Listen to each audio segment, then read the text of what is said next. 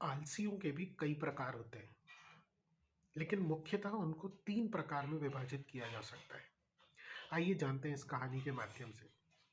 एक राज्य था, उसमें बहुत सारे लोग पहले तो कड़ी मेहनत करते थे, लेकिन उसके बाद उनके अंदर आलस ने ऐसा प्रवेश किया कि उन सब ने काम करना बंद कर दिया।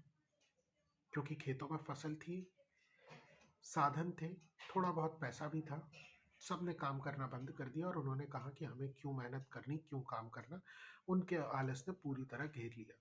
सब के सब आलसी आराम से बैठते थे, जो अनाज था उसमें से खाते, जो पैसा था उसको खर्च करते और आराम से सुकून से आलस में रह रहे थे।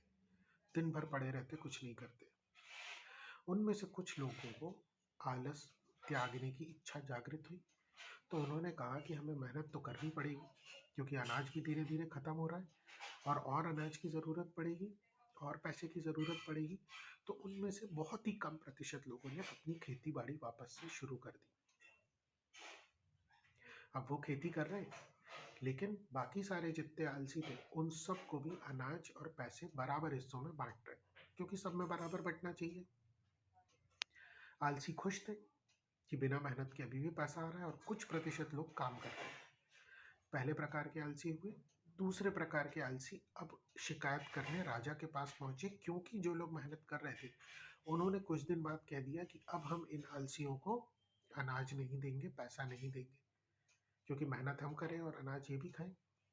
राजा के दरबार में पहुंचे। राजा सुन के बड़े आश्चर्य में कि ऐसा कैसे हो सकता है कि मेरे राज्य में इतने सारे आलसी आ गए।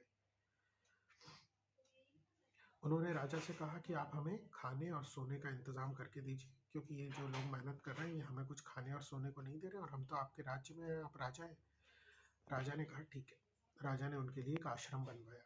कुछ दिन तक इंतजार किया कि शायद आलसियों को थोड़ा कुछ समझ आए और वो वापस से मेहनत करना शुरू करें, लेकिन ऐसा संभव होता नहीं दिखा।